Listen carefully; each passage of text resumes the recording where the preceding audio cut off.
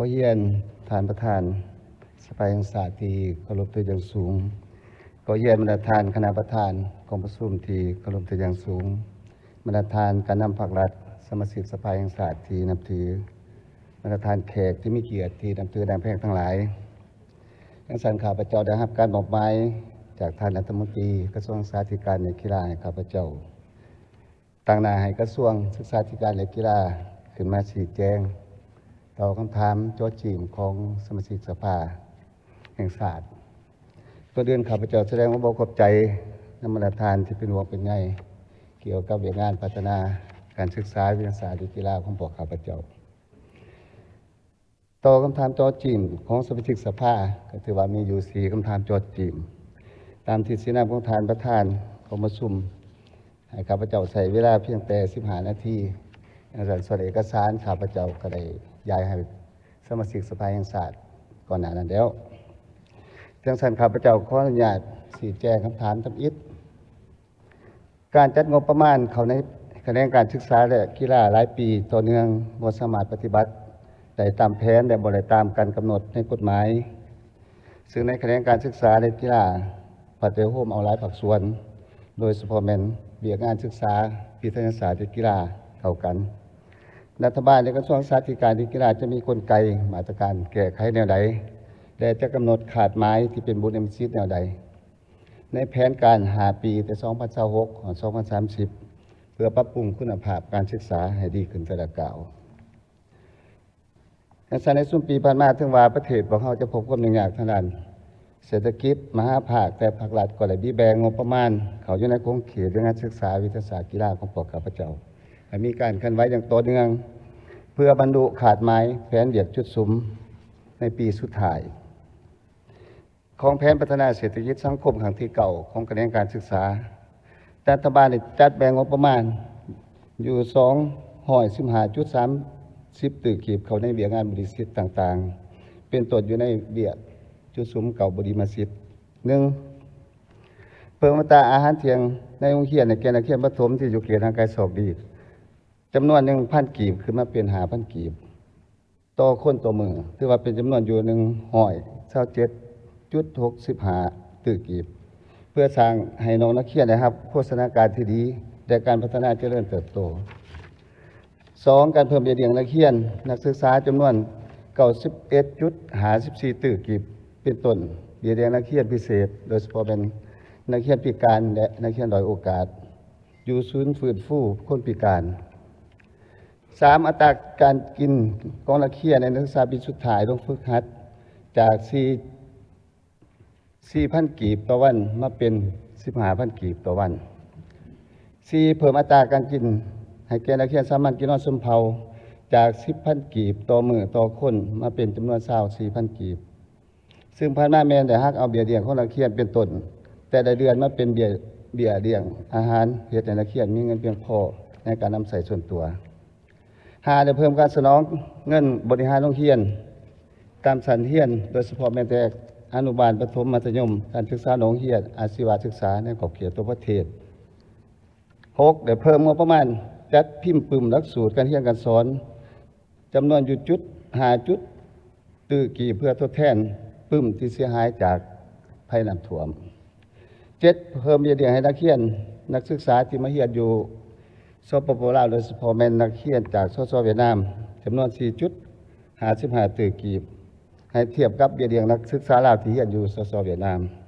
8เพิ่มเบี้ยเลี้ยงให้นักศึกษาสปป.เกาหลีมาเรียนอยู่สปป.ลาว 0.24 ตึกกีบเพื่อให้เทียบเท่ากับเบี้ยเลี้ยงนักเรียนลาวที่ศึกษาอยู่สส.เกาหลี9เพิ่มงบประมาณช่วยเหลือศึกษาอยู่ใน148ตัวเมืองและขอบเขตทั่วประเทศจำนวน 8.00 ตึกกีบเพื่อติดตามในสุขอยู่การเรียนการสอนของครูและกองประชุมครูภาคแดงในประจำปีเคียงคู่กันนั้นกระทรวงศึกษาธิการและกีฬาได้พยายามออกข้อแนะนำและคำสั่ง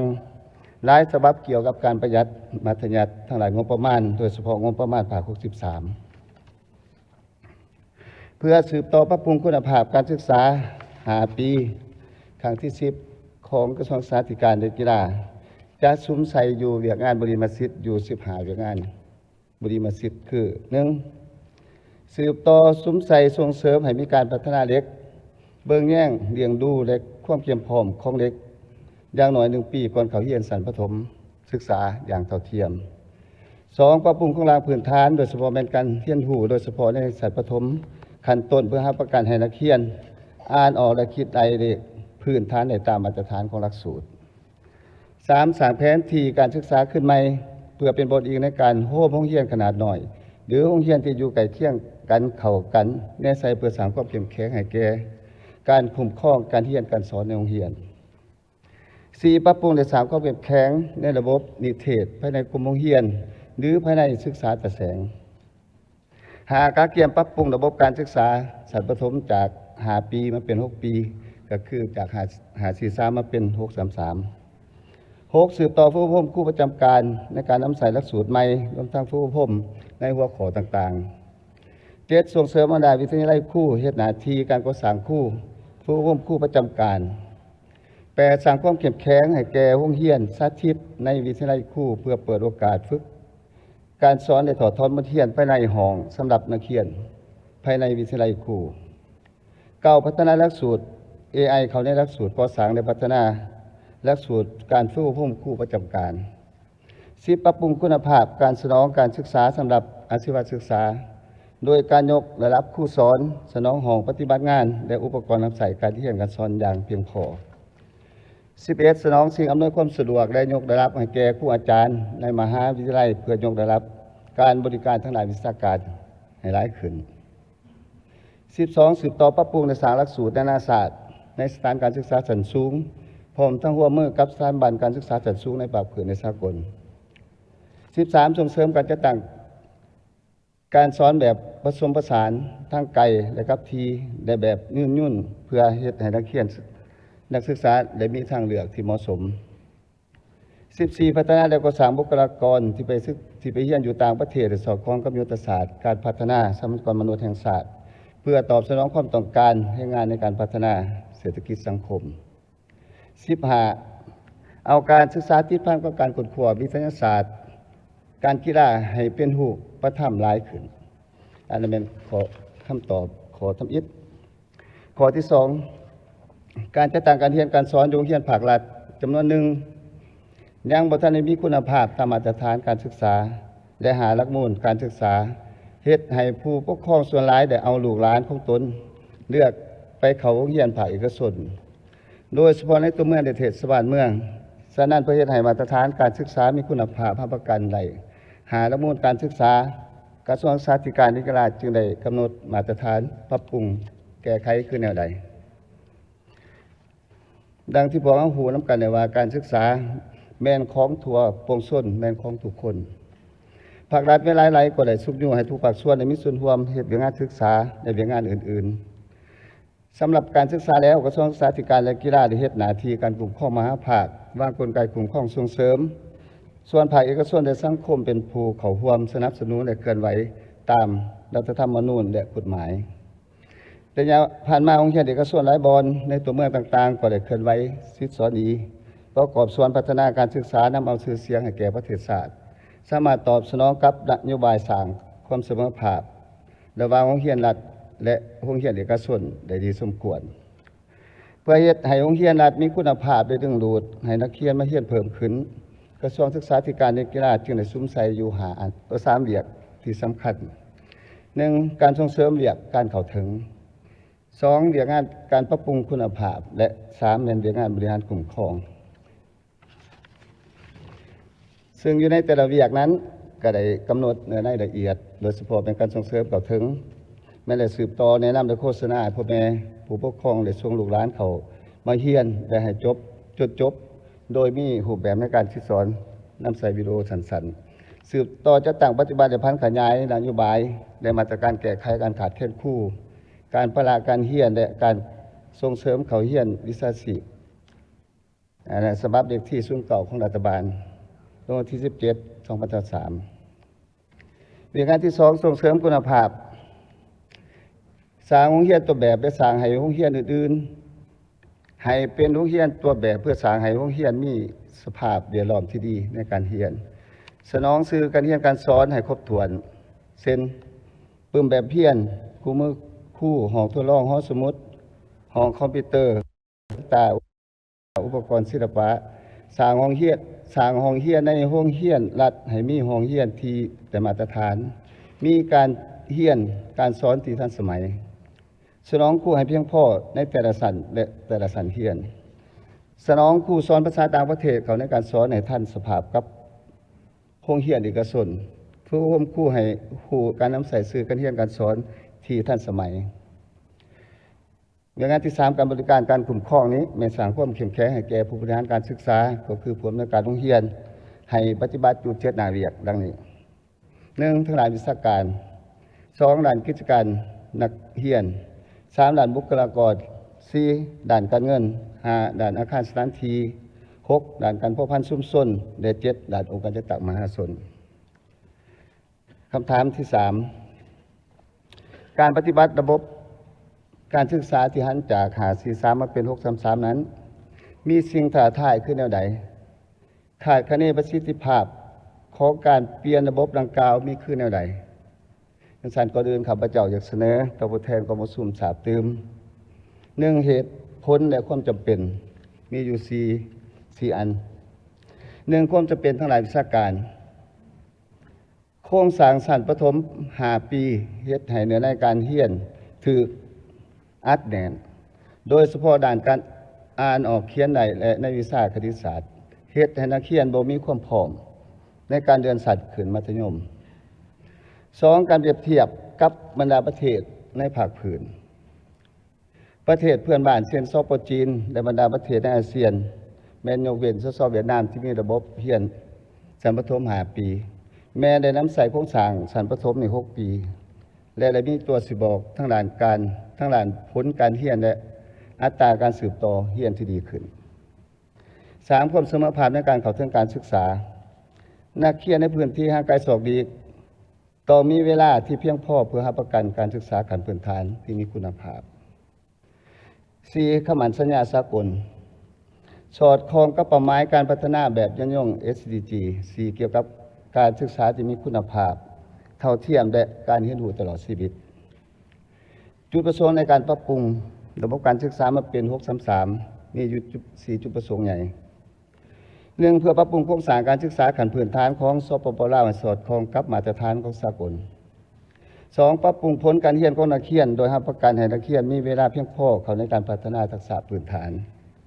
3เพื่อความเท่าเทียมโดยการเสริมขยายการเรียนรู้ไว้เด็กในกลุ่มด้อยโอกาส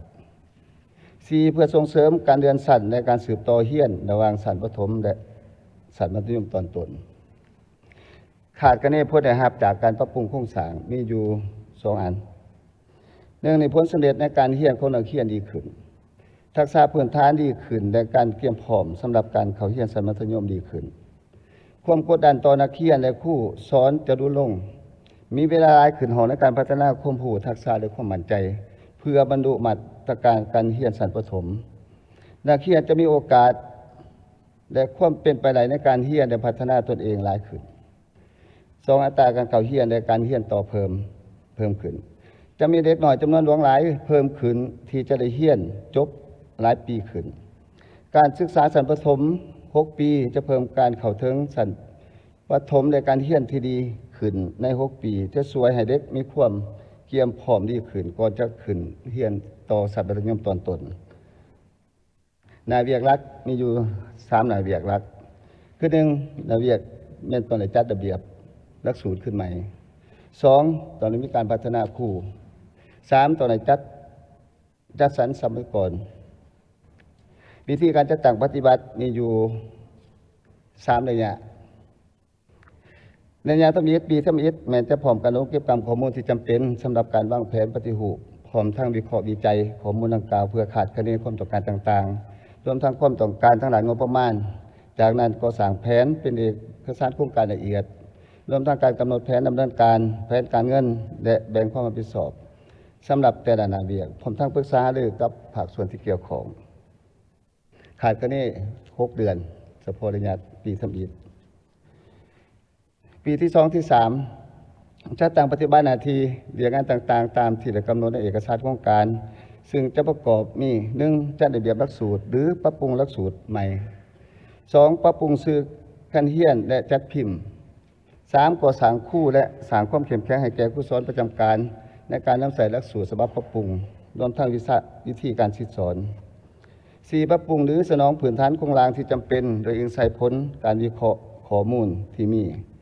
ขาดคะแนนใส่เวลาประมาณ 1-2 ปี ปีที่ 4 ที่ 5 เริ่มจะตั้งปฏิบัติระบบการศึกษา 6+3+3 ในระดับศาสตร์ขาดคะแนนเริ่มในโซเคียนปี 2028-2029 หรือถ้ามีความพร้อมต่างๆรวมทั้งด้านงบประมาณจะตั้งปฏิบัติ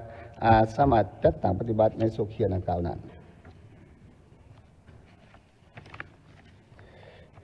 ระยะสั่นการเปลี่ยนแปลงระบบการศึกษาจาก5-4-3 มาเป็น 6-3-3 อาจจะมีการใส่ใจเพิ่มขึ้นในการจัดตั้งปฏิบัติกิจกรรมต่างๆซึ่งมีอยู่5กิจกรรม 1. การปรับปรุงหลักสูตรและคู่มือ 2. จัดพิมพ์ปืนแบบเพียรคู่มือและอุปกรณ์นำใส่การเรียนการสอนต่างๆ 3. การฝึกอบรมครูให้นำใส่หลักสูตรใหม่ 4. การก่อสร้างและซ่อมแปลงห้องเรียนตามความจำเป็น 5. การสนองสิ่งอำนวยความสะดวกต่างๆ ดังนั้นเพื่อจะให้การปรับปรุงระบบการศึกษาดังกล่าวสามารถจัดตั้งปฏิบัติอย่างมีประสิทธิผลกระทรวงศึกษาธิการและกีฬาต้องได้รับงบประมาณเพิ่มเติมและรับการสนับสนุนทางด้านงบประมาณและด้านวิชาการจากบรรดาครูหอพัฒนาและบรรดาประเทศเพื่อนมิตร 3. การเพิ่มปีเรียน1 ปีอยู่ชั้นประถมศึกษาแม้ความต้องการตัวเลขครูชั้นประถมศึกษาเพิ่มเติมเพราะว่าในชั้นประถมศึกษานี้แต่ละห้องต้องมีครูสอนประจำ1 คนดังนั้นทางรัฐบาลยังจำกัดการบรรจุตัวเลขรัฐกรครูใหม่เพื่อตัวแทนผู้ที่สูญเสียโดยเฉพาะหอดอายุบำนาญก็จะอาจมีความยุ่งยากในการจัดตั้งปฏิบัติการเปลี่ยนแปลงใหม่ดังกล่าวนอกจากนั้นการจัดสรรและซับซ้อนครูโดยเฉพาะซับซ้อนครูที่เหลือในชั้นมัธยมตอนต้นเพื่อมาสอนสวยชั้นมัธยมชั้นประถมป .6 อาจมีความยุ่งยากรวมทั้งต้องได้มีการฝึกอบรมให้ครูดังกล่าวเพิ่มเติม 4. การเพิ่มปีเรียน1 ปีในชั้นประถมศึกษาในระยะต้นอาจเฮ็ดให้พ่อแม่ผู้ปกครองนักเรียนและสังคมยังบ่ทันได้เข้าใจดังนั้นจำเป็นต้องได้โฆษณาเผยแพร่ให้ทั่วถึงความจำเป็นและเหตุผลดังกล่าวในใดก็ตามเคียงคู่กับผลสำเร็จเคียงคู่กับสิ่งท้าทายดังกล่าวก็ยังได้มีโอกาสดังนี้ 1. รัฐบาลมีนโยบายในการส่งเสริมให้พลเมืองเราทุกคนเข้าถึงการศึกษาที่มีคุณภาพและเท่าเทียม 2. กฎหมายสามัญศึกษาที่สภาแห่งชาติรับรองได้ระบุถึงโครงสร้างระบบการศึกษา 6+3+3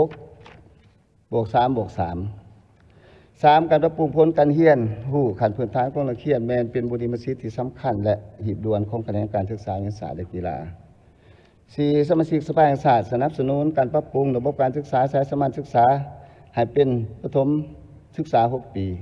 5. บรรดาครูหอพัฒนาที่ลงทุนเข้าในการศึกษาขั้นพื้นฐานมีความสนใจและมีความพร้อมที่จะให้การสนับสนุนการปฏิรูปดังกล่าว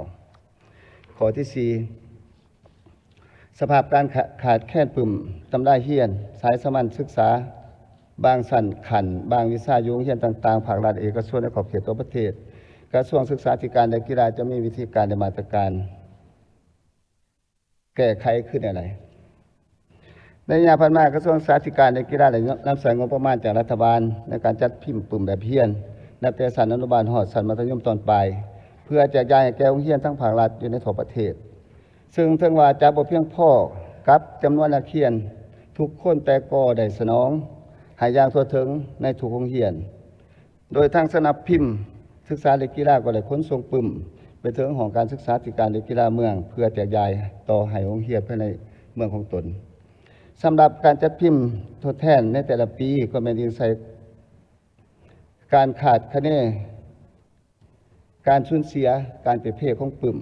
โดยเฉพาะแม่นอยู่ในชั้นประถมศึกษาคือในปี 2025 กระทรวงศึกษาธิการและกีฬาได้รับงบประมาณภาค 63 จำนวนอยู่ 35 ตื้อกีบแต่ว่าจำนวน 14.89 ตื้อกีบมันจัดพิมพ์ปึ่มอยู่จำนวน 1,500,000 กว่าเล่มและส่วนที่เหลือได้จัดซื้ออุปกรณ์รับใช้การเรียนการสอนให้แก่บรรดาโรงเรียนต่างๆในขอบเขตทั่วประเทศสำหรับโรงเรียนเอกชน แม้นภาคส่วนดังกล่าวกลุ่มตนเอง หรือผู้ปกครองนักเรียนเป็นผู้รับผิดชอบในการใส่ใจเอง เพื่อแก้ไขปัญหาในการขาดแคลนปึ้มจำได้เฮียนในต่อหน้ากระทรวงศึกษาธิการในกีฬาและกำหนดและมีความรับผิดชอบต่อปัญหาดังกล่าวดังนี้1จะสร้างความเข้มแข็งให้แก่เวียกงานการเก็บกำสถิตินักเรียนสถิติปึ้มแบบเพียรและข้อมูลการสูญเสียในแต่ละปี เพื่อขึ้นแผนจัดพิมพ์ทดแทนให้เพียงพอ2เพิ่มงบประมาณในการจัดพิมพ์ปึ้มให้หลายขึ้นพร้อมทั้งระดมการสนับสนุนจากครูร่วมพัฒนา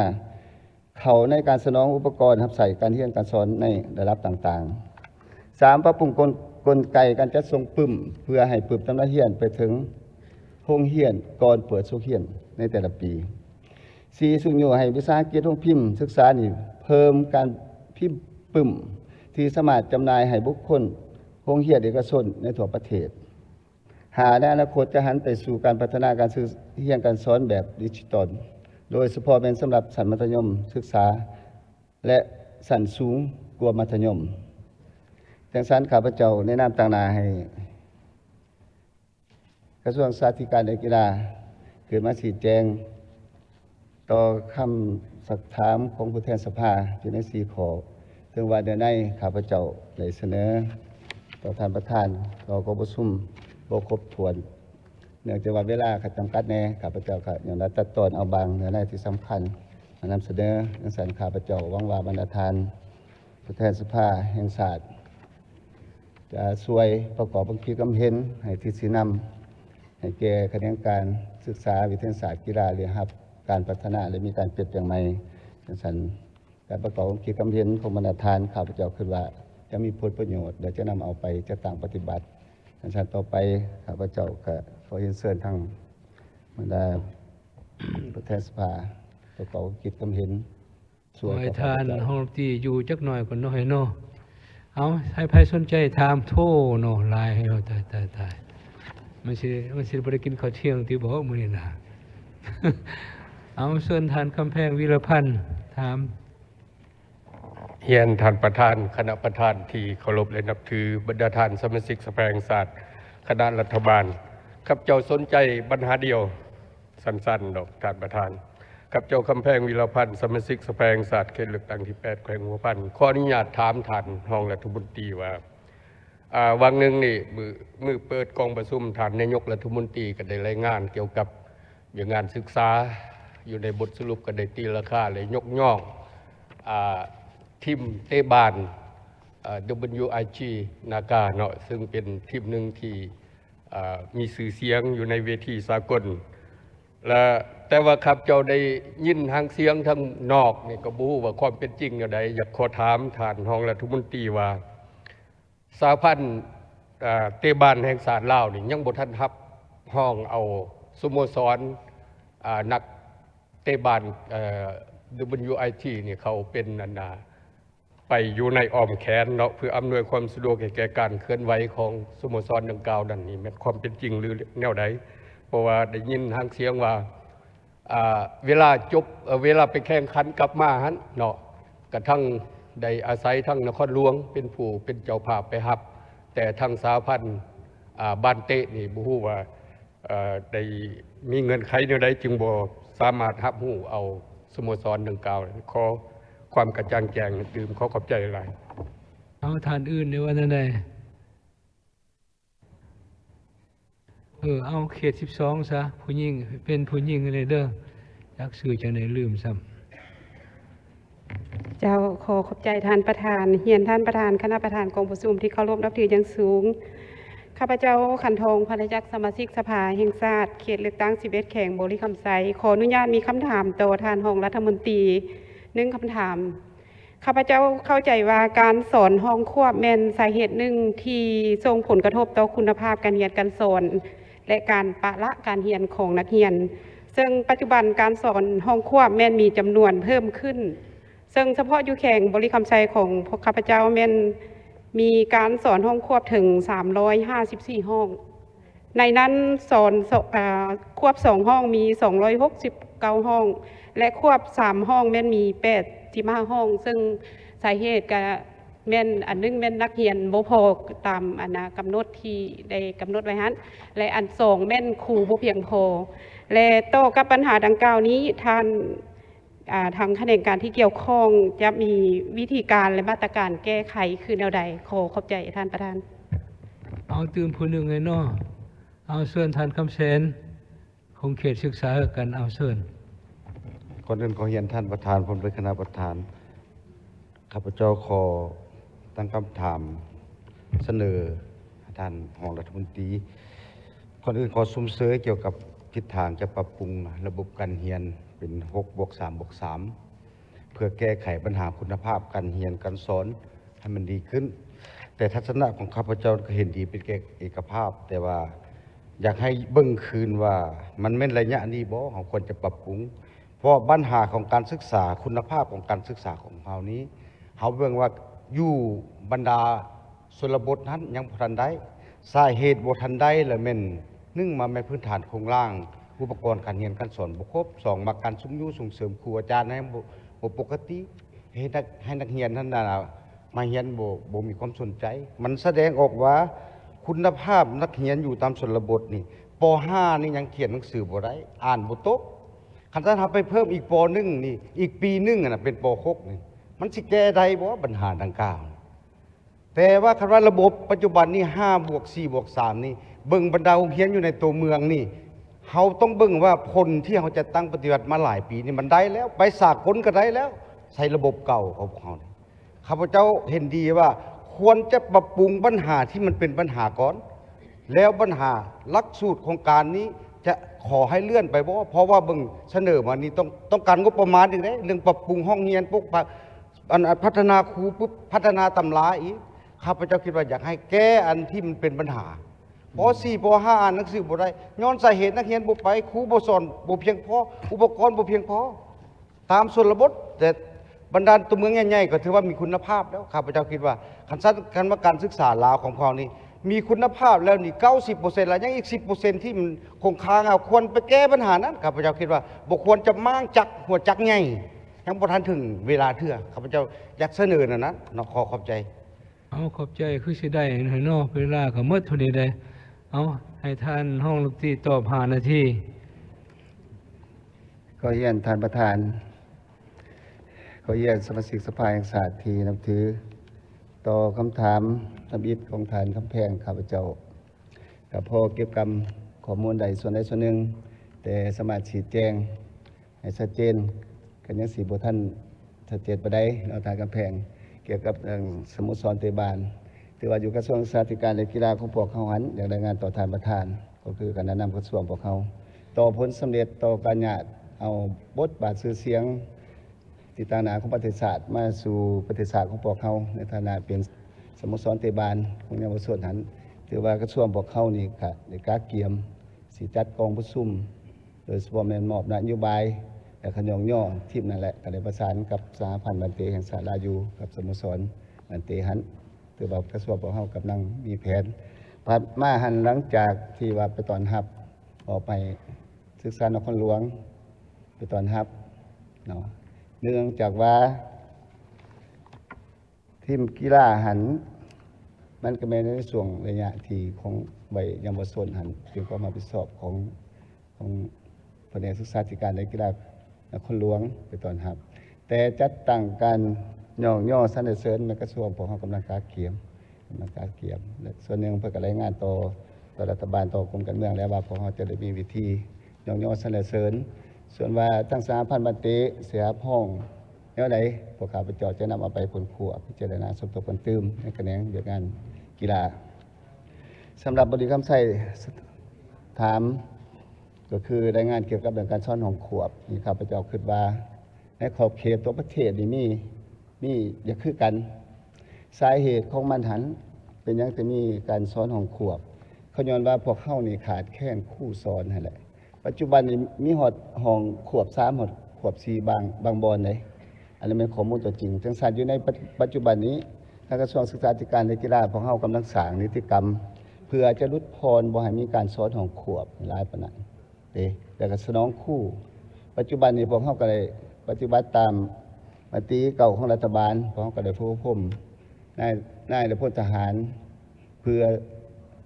สอนสวยเพื่อคนวิชาชีพครูก็ได้จำนวน200กว่าคนแล้ว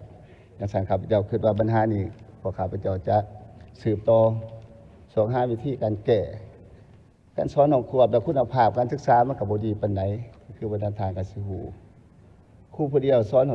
3ข้าพเจ้าก็ลงไปติดตามอยู่เมืองสังทองนี่ก็บ่ไกลก็ยังมีหอด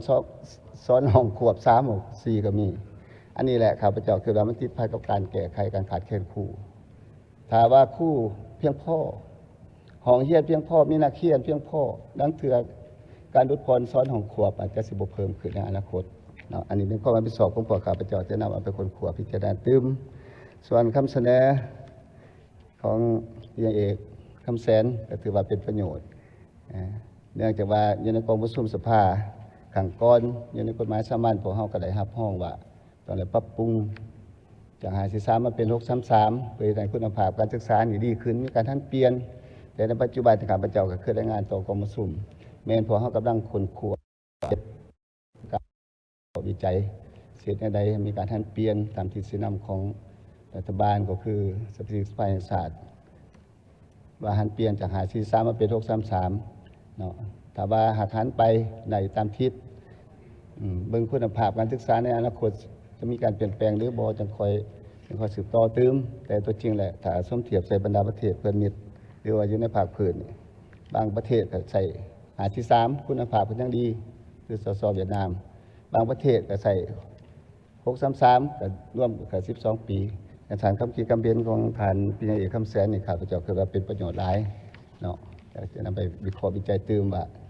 การหันเปลี่ยนเนี่ยมันจะมีอะไรเพิ่มเติมมีอะไรหันเปลี่ยนคุณภาพการศึกษาไปสู่อันใหม่หรือสิถอยหลังแต่เนื่องจากว่าอยู่ในกฎหมายสามัญก็ได้รับห้องไปแล้วก็เป็นความรับผิดชอบของกระทรวงปกครองประจตรงไหนจะต่างปฏิบัติไปแต่ละขั้นตอนแล้วจะรายงานการนำการเทิงเป็นแต่อะไรอย่างเงี้ยอย่างสันข้าพเจ้าค่ะมีคำชี้แจงบางอันส่วนว่าคำขีดคำเห็นของบรรดาทานข้าพเจ้าที่นำมาเป็นคนขัวกับคณะนำของกระทรวงหรือว่าภาคส่วนเกี่ยวของเพิ่มเติมแต่จะคอยรายงานเป็นลายลักษณ์อักษรมาให้สภาแห่งชาติทราบถึงว่าวิธีการแก้ในอนาคตต่อคำถาม3 ฐานนั้นเป็นไหมเนาะสันขอแสดงว่าขอบใจนำคำขีดคำเห็นของ3 ฐานขอบใจเอาขอบใจเนาะคำช่วยและการชี้แจงอธิบายของท่านรองรัฐมนตรีกระทรวงศึกษาธิการกีฬาขอบใจหลายเอาต่อไปเชิญกองประชุมพักตอนบ่าย2 โมงสืบต่อ